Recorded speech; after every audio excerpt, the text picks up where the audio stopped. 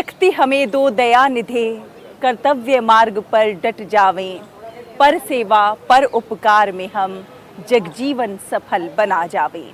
जी हाँ, दूसरों की सेवा करने में जो सुख है, जो शांति है, उसकी कोई कल्पना नहीं की जा सकती। और इसीलिए हम देख रहे हैं कि हमारे देश में बहुत सारे ऐसे लोग हैं जो दूसरों के लिए काम कर रहे हैं, अपना सुख चैन भुलाकर दूसरों की मदद कर रहे हैं। हम अपने इस खास कार्यक्रम में देश भर से तमाम ऐसी कहानियों को समेट कर लेकर आते हैं जो आम लोग बहुत खास काम कर रहे हैं और दूसरों के लिए प्रेरणा के स्रोत बन रहे हैं। नमस्कार, मैं हूं शहला निगार और आप देख रहे हैं हमारा ये विशेष कार्यक्रम गुड न्यूज़ जज्बा इंडिया का। यहाँ होती हैं आम लोगों की बहुत खास कहानियाँ। शिक्षा का स्वरूप बदल रहा है। अब शिक्षा केवल किताबी ज्ञान तक सीमित नहीं है, बल्कि शिक्षा के जरिए लोगों को जीवन जीने का तरीका समझाया जा रहा है, सिखाया जा रहा है। आपको दिखाते हैं प्रोजेक्ट ग्रीन मुंबई की एक खास पहल कि किस तरह ये स्कूलों में जाकर छोटे छोटे बच्चों को पर्यावरण संरक्षण का महत्व समझा रहे हैं, पौधारोपण करने के लिए प्रेरित कर रहे हैं, कबाड़ से जुगाड़ का एग्जाम्पल प्रस्तुत कर रहे हैं। देखिए ये खास रिपोर्ट।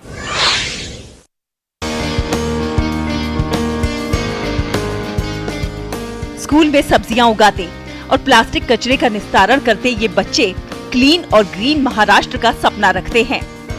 ये प्रयास है टीम प्रोजेक्ट ग्रीन मुंबई का, जो बच्चों को मेथी, पवित्र तुलसी, मिर्च और फूलों के पौधों सहित अन्य जड़ी बूटियों और सब्जियों को उगाने का प्रशिक्षण दे रही है। सिर्फ इतना ही नहीं, ये लोग बच्चों को प्लास्टिक कचरे और रिसाइकलिंग का महत्व भी सिखाते हैं। बच्चे और फूल एक समान होते हैं। हमने बच्चों को सिखाया है कि पौधे लगाना चाहिए और उसे रोज पानी डालना चाहिए, उनको हाथ लगाना चाहिए, उनसे बातें करनी चाहिए। ये सब हम सिखाते हैं। हमारे बच्चे रोज प्लांट्स से बातें करते हैं। हमारा यही उद्देश्य है कि बच्चों में इन्वायरमेंट के लिए एक इमोशंस पैदा हो और हम क्लाइमेट चेंज के लिए हमारे क्लाइमेट वॉरियर्स तैयार कर रहे हैं। मुंबई में शुरू की गई इस पहल का उद्देश्य बच्चों को अपने स्वयं के स्कूल में वनस्पति उद्यान, जैविक पोषक उद्यान और पर्यावरण संरक्षण में संलग्न करना है। बच्चों को प्रकृति के संरक्षण को दर्शाने वाली कलाकृतियों द्वारा अपने स्कूल के कुछ हिस्सों को चित्रित करना भी सिखाया जा रहा है। हमने क्लाइमेट चेंज प्रोग्राम किया है स्कूल और बच्चों के साथ मिलकर। हमको पेरेंट्स को भी स्कूल की तरफ से लोकल फार्मिंग की ट्रेनिंग दी जाती है। हम घर में छोटे प्लांट्स कैसे लगा सकते हैं वो सिखाया जाता है।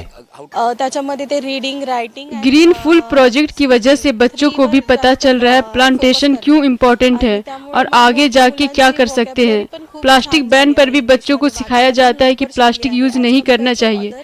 मेरा बच्चा घर आके कहता है, मम्मी प्लास्टिक मत यूज करो, टीचर ने कहा है। आज हमने प्लांट्स लगाए। प्लांट्स लगाना जरूरी है क्योंकि प्लांट्स हमको ऑक्सीजन देते हैं। हम बहुत से इनोवेशन आइडियाज सीख रहे हैं। हम सबको एक साथ आना चाहिए प्लांट्स को सेव करने। प्रोजेक्ट मुंबई ने स्कूलों और कॉलेजों में जागरूकता फैलाने, छात्रों को अपने संस्थानों को हरा भरा बनाने और टिकाऊ बनाने के लिए ये पहल की है। मुंबई से तबस्सुम मलिक की रिपोर्ट, डीडी न्यूज़। तो देखिए आपने प्रोजेक्ट ग्रीन मुंबई की ये अनूठी पहल कि किस तरह से ये बच्चों को शिक्षा के साथ साथ जीवन जीने का तरीका सिखा रहे हैं, पर्यावरण संरक्षण का महत्व बता रहे हैं। और अब आपको लेकर चलेंगे हम मिजोरम में। मिजोरम हमेशा ही अपने यातायात अनुशासन के लिए, लोगों की मदद करने के लिए और ऐसे ऐसे कार्यों के लिए जाना जाता है। लेकिन आज हम आपको एक अनूठा उदाहरण दिखाएंगे। जी हाँ, इसे कहते हैं नगा लोह दौवर। जी हाँ, ये एक ऐसा उदाहरण है जिसने अक्सर ही बाहरी व्यक्तियों को आश्चर्य में डाल दिया है। तो चलिए आप भी देखिए।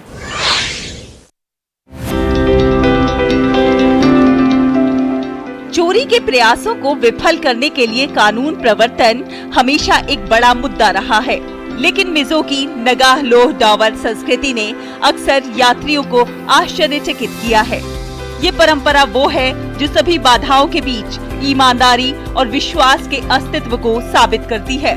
मिजोरम में लोग अपने जो नन जे मावी पर गर्व करते हैं, एक नैतिक आचार संहिता जिसका वो पालन करते हैं।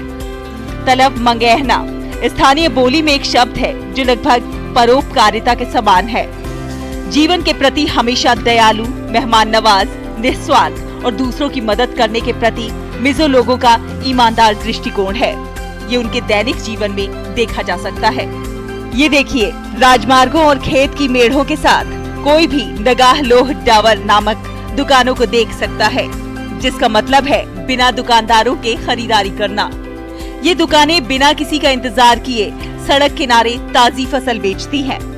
ये व्यवस्था सिर्फ ईमानदारी पर चलती है। वस्तुओं की दरें उसके बगल में रखे कैश बॉक्स के साथ प्रदर्शित होती हैं। खरीदार सामान लेते हैं और पैसे को मालिक द्वारा निर्दिष्ट कंटेनर में छोड़ देते हैं। इन दुकानों के मालिक पूरी तरह से अपने समुदाय की ईमानदारी पर भरोसा करते हैं और उन्हें पूरा भरोसा इस बात का भी है कि यहाँ रखी राशि को कोई लूट नहीं सकता। ये मानव रहित दुकानें बांस और आसानी से उपलब्ध सामग्रियों से निर्मित हैं। विश्वास के सिद्धांत पर यहाँ काम होता है। दुकान के मालिक इन दुकानों पर फल और सब्जियां और यहाँ तक के फूल सहित सब कुछ बेचते हैं। मालिक आमतौर पर अपने खेतों में होते हैं और खुद को अन्य कामों में व्यस्त रखते हैं, जबकि ये सामान बिना रखवालों के खरीदने के लिए बाहर होते हैं।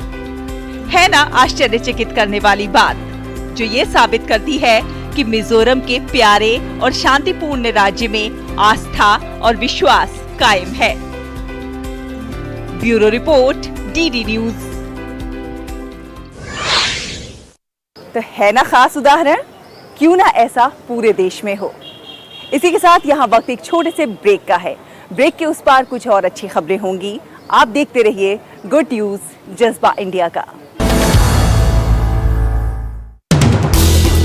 हर दिन हर पल बनती खबरें, बदलती दुनिया, हम लेकर आते हैं आपके लिए बड़ी खबरें, संपूर्ण कवरेज, ताकि आप रहें खबरों के बीच हमारे साथ। मिड डे प्राइम हिंदी सोमवार से शुक्रवार दोपहर 1 बजे सिर्फ डीडी न्यूज पर।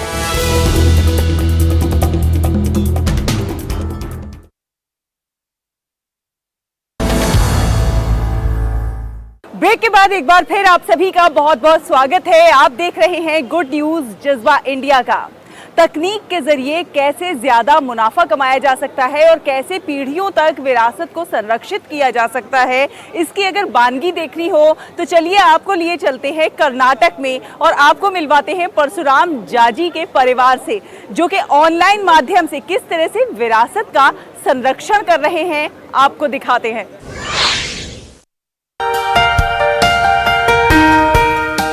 छोटे व्यापारी अब अपने पारंपरिक कारोबार को आगे बढ़ाने के लिए ई कॉमर्स पर निर्भर हैं। यह है कर्नाटक के कलबुर्गी में रहने वाले परशुराम जाजी, जिनका दावा है कि उनका 200 साल से अधिक का पारिवारिक व्यवसाय अब ऑनलाइन है।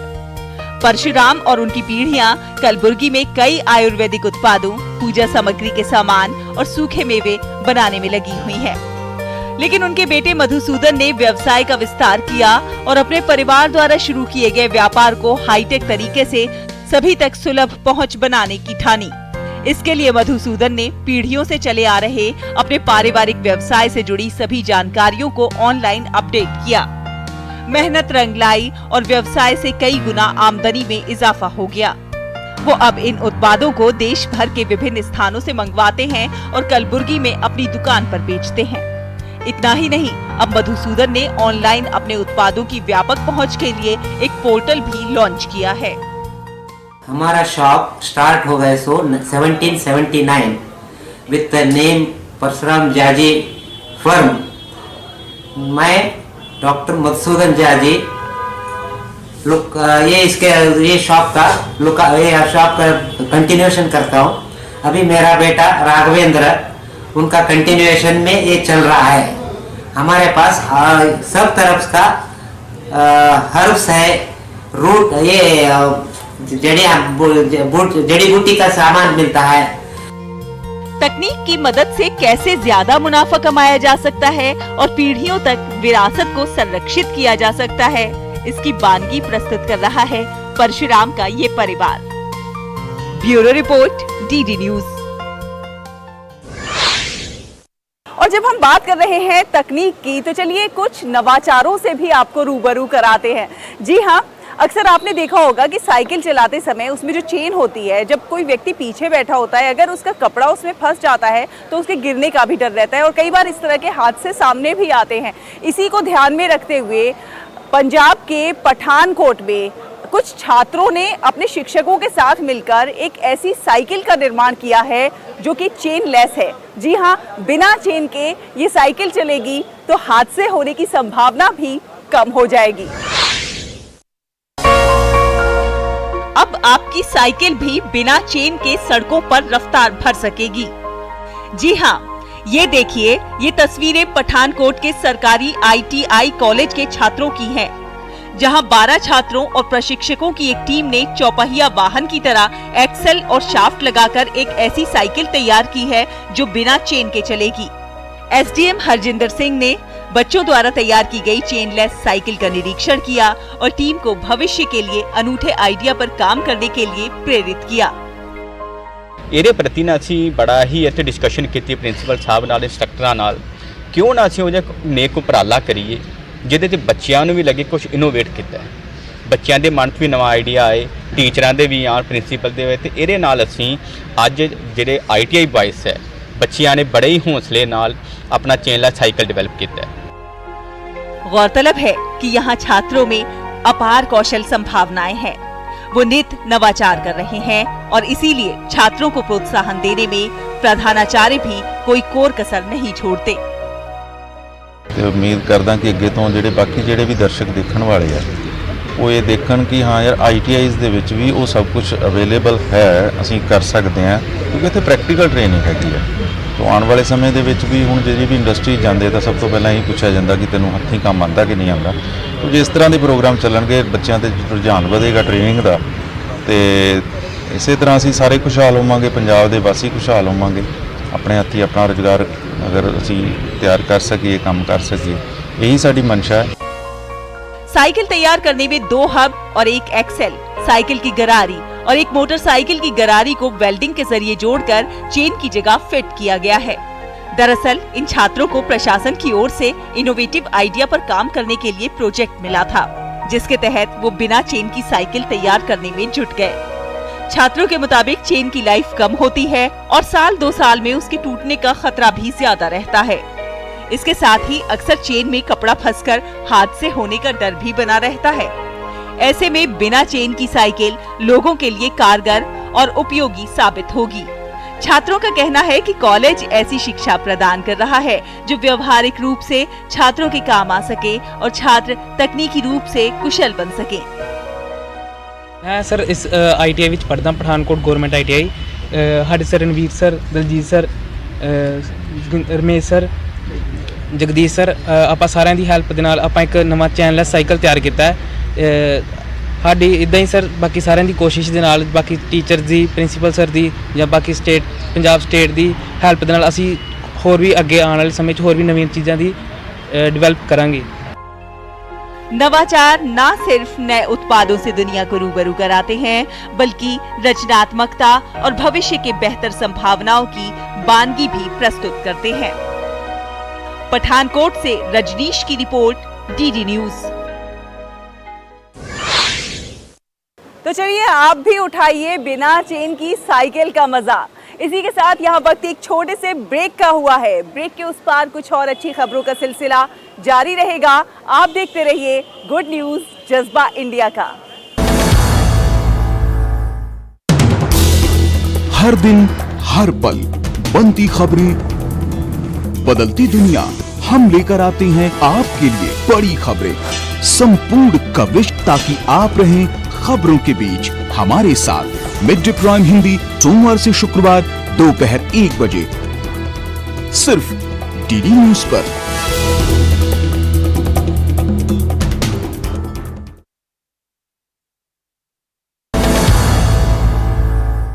धरती पर ऊर्जा का मुख्य स्रोत सूर्य है और सूर्य की किरणों को सौर पैनल के माध्यम से ऊर्जा में परिवर्तित करके उसे स्वरोजगार का जरिया भी बनाया जा सकता है। और इसी बात को समझा है हिमाचल प्रदेश के चंबा के रहने वाले एक युवा विवेक ठाकुर ने।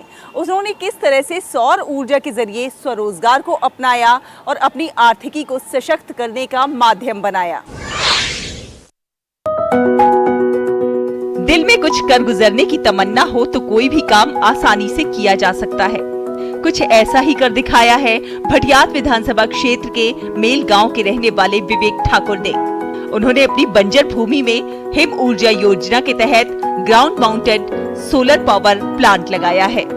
अब यही सोलर पावर प्रोजेक्ट उनके लिए स्वरोजगार का साधन बन गया है। प्रोजेक्ट हमने 2019 में अप्लाई करा था और फिर हमारा उसी के दौरान हिम ऊर्जा में अप्लाई करने के दौरान ये प्रोजेक्ट हमें सैंक्शन हुआ, जिसमें कि थ्रू आउट हिमाचल के 20 मेगावाट तक प्रोजेक्ट अलॉट होने थे।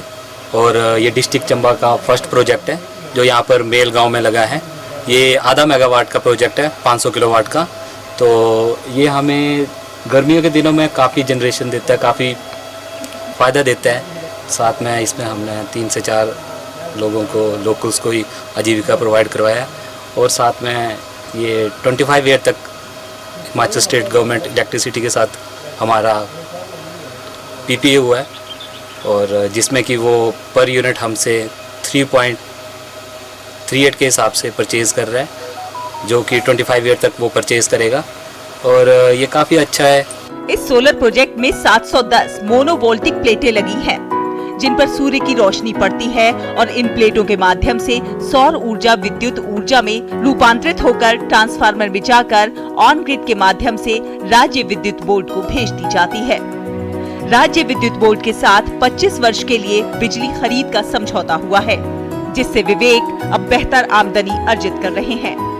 इतना ही नहीं, विवेक ने यहाँ कई लोगों को रोजगार से भी जोड़ा है। प्रोजेक्ट की मदद से हमें रोजगार का साधन प्राप्त हुआ है और प्रोजेक्ट अच्छा काम कर रहा है, लोगों को बिजली की सुविधाएं प्रदान कर रहा है। गौरतलब है कि सौर ऊर्जा से बनने वाली बिजली से जहां पर्यावरण को कोई नुकसान नहीं पहुंचता है, वहीं बेरोजगार युवाओं को स्वरोजगार से जुड़ने की दिशा में ये एक बेहतरीन प्रयास है। चंबा से विकास ठाकुर की रिपोर्ट, DD न्यूज। देखिए, इस भागती दौड़ती जिंदगी में कई बार ऐसी मिसालें सामने आ जाती हैं जो हमें बहुत कुछ सोचने पर मजबूर कर देती हैं, कहीं ना कहीं जिंदगी जीने की एक राह दिखा जाती हैं। आज हम आपको लेकर चलेंगे कुरुक्षेत्र में एक पेट्रोल पंप पर, जहां पर आप आश्चर्यचकित रह जाएंगे कि यहां पर काम करने वाले अधिकतर लोग वो हैं जिनके हाथ कभी अपराध से रंगे हुआ करते थे, लेकिन वो अपराध की दुनिया को मिटाकर अब वो एक नई दुनिया में आए हैं और रोजगार अर्जित करके एक नया जीवन और नए होप, नई आशाओं के साथ आगे बढ़ रहे हैं। कैदी बंदियों द्वारा संचालित कुरुक्षेत्र का ये पेट्रोल पंप पूरे समाज के लिए एक संदेश है। सुधरने का हक सबका है और सबको ये मौका मिलना चाहिए। पंप पर काम करने वाले ये लोग सजा याफ्ता मुजरिम हैं, लेकिन अब ये अपनी मेहनत के बल पर मुख्य धारा में आने की कोशिश में लगे हैं। ट्रेनिंग स्टार्टिंग में कुछ दिन ट्रेनिंग दी थी, उसके बाद फिर हम धीरे धीरे काम करते गए और सीखते गए जी। हम लोगों से मिलते हैं सर, अच्छा लगता है। मान लीजिए सारे मिलने वाले आते हैं जी, जो तेल डलवाते हैं वो भी जाने लग गया। अब सब अच्छा व्यवहार करते हैं सर हमारे साथ, अच्छा बोलते हैं, मतलब प्यार से तेल डलवा के जाते हैं जी। ये पंप इंडियन ऑयल और हरियाणा प्रिजन का एक जॉइंट वेंचर है, जिसमें इंडियन ऑयल ने करीब 2 करोड़ 60 लाख रुपए का निवेश किया है। जेल ने पंप के लिए जमीन आवंटित की है, जिसके लिए इंडियन ऑयल हरियाणा प्रिजन को 51,000 रुपए प्रति महीना देता है। इस आउटलेट पर काम करने वाले कैदी बंदियों को रोजाना 140 रुपए के हिसाब से मेहनताना दिया जाता है। अभी इस टाइम लगभग 12 बंदी हैं मेरे पास, कैदी बंदी जो हैं। कुछ जो है मेरी जेल से है, जिला कारागार क्षेत्र से हैं, और कुछ जो है इधर जैसे आप देखेंगे ये दूसरी जेलों से हैं, Ambala jail, Karnal jail, Yamunanagar jail. वो इसलिए है कि इनका जो है ट्रेनिंग के लिए इनको यहाँ पे किया गया है। पंप पर ये कैदी बंदी इतनी शिद्दत से काम करते हैं कि कभी किसी को कोई शिकायत नहीं होती। इनके इस व्यवहार से आम आदमी तो क्या, खुद हरियाणा पुलिस भी अचरज में है। बहुत बेहतरीन एक रिफॉर्मेटिव स्टेप लिया है सरकार ने कि जेल के जो कैदी हैं वो लोग यहाँ पे काम कर रहे हैं और वो एक फ्री माहौल में काम कर रहे हैं, ताकि उनको भी एक फ्रीनेस की एक फील महसूस हो। और जो हमने देखा है कि अब तक उनकी तरफ से कोई ऐसी कोई कंप्लेंट्स नहीं आई हैं। रोजाना सुबह 7 बजे से लेकर शाम 7 बजे तक ये कैदी बंदी पंप पर तैनात रहते हैं और फिर शाम ढलते ही अपनी अपनी बैरकों में लौट जाते हैं। आउटलेट की सफलता को देखकर जल्द ही यहाँ सीएनजी, इलेक्ट्रिक चार्जिंग और ऑटोमेटेड रिफ्यूलिंग की सुविधा भी शुरू करने का प्लान है। इतना ही नहीं, इस मॉडल को हरियाणा के बाकी जिलों में भी जल्द लागू किया जाएगा।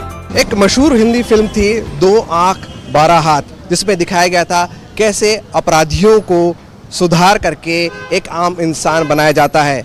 हरियाणा प्रिजन्स का ध्येय वाक्य है सुधार, पुनर्वास और समायोजन। कैमरामैन राजेश रिक्की और सौरभ बख्शी के साथ मैं विशाल बैरिस्टो, डीडी न्यूज़, कुरुक्षेत्र। तो देखा आपने, हमारे देश के लोगों में कौशल अपार है, प्रतिभा अपार है, जज्बा अपार है। बस ज़रूरत है उन्हें एक छोटा सा मौका मिलने की। और जब जब हमारे देश के लोगों को मौका मिलता है वो कुछ ना कुछ अच्छा और ख़ास करके दिखाते हैं। आपसे भी अनुरोध है कि आप भी कुछ ना कुछ अच्छा करते रहिए, ख़ास करते रहिए और देखते रहिए हमारा ये ख़ास कार्यक्रम गुड न्यूज़ जज्बा इंडिया का। अगले हफ्ते फिर होगी आपसे मुलाकात, लेकिन उससे पहले, जाने से पहले हम आपको छोड़े जाते हैं कुछ खूबसूरत तस्वीरों के साथ। जी हाँ, गर्मी का मौसम शुरू हो गया है। ऐसे में तमिलनाडु के कोयम्बटूर में बेजुबान जानवरों और पक्षियों की प्यास बुझाने के लिए एक विशेष पहल की गई है। यहाँ कोयम्बटूर पुलिस प्रशासन द्वारा बर्तन बांटे गए हैं, जगह जगह बर्तन रखे जा रहे हैं ताकि बेजुबान जानवरों और पक्षियों की प्यास बुझ सके। आप इन खूबसूरत तस्वीरों को देखिए और हमें और हमारी पूरी टीम को दीजिए अनुमति। नमस्कार।